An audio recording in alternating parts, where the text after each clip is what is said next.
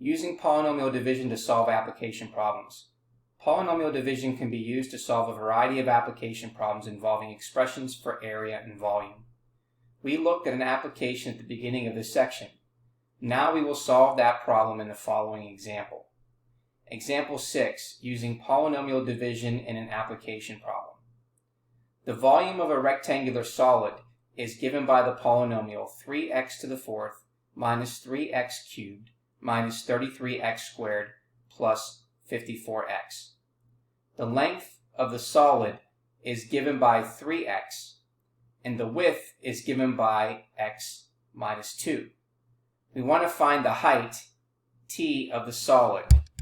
We're not going to call that t. What we're going to do is we're going to call that h.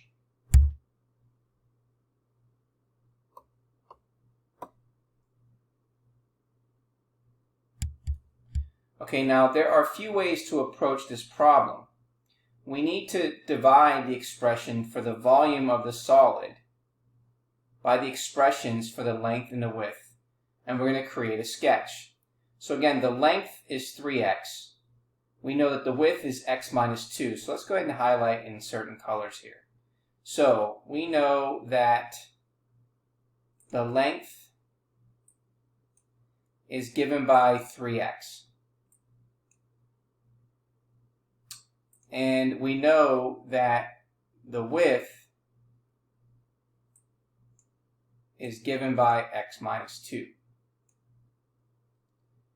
And we're looking for the height, and so we've already defined that as h.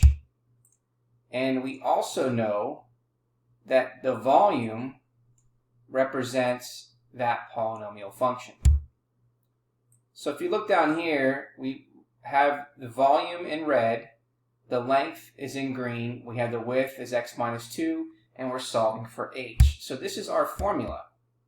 Now, if we want to solve for h, we need to divide both sides by 3x. So if we divide both sides by 3x, then what happens? Well, let's take a look. So 3x divided by 3x leaves us with x minus 2 times h. And then we're going to divide 3x into each of these terms.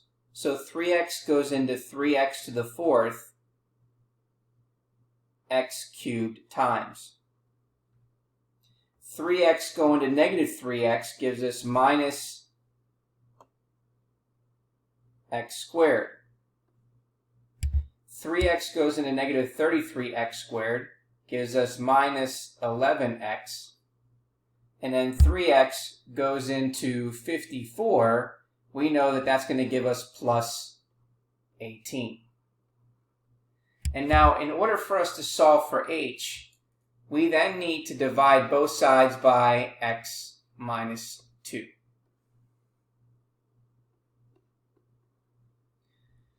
And so now what we can do is then we can use synthetic division to find out what the height is, because we can now take x minus 2 and then divide it into this dividend. So we take the value of x minus 2, so k is going to be 2. And then we're going to take the leading coefficient, so we have 1, negative 1, negative 11, and then 18.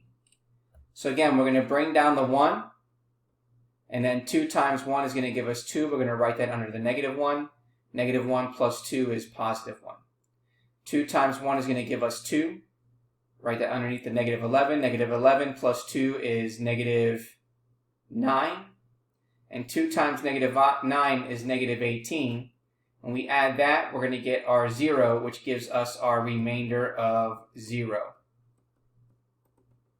And so that means that since our degree was x cubed for the dividend, that means that this one is going to be 1x squared plus x minus 9. And so the quotient is x squared plus x minus 9 with a remainder of 0. So then we can say that the height, h, is equal, as of the solid, is going to be x squared plus x minus 9.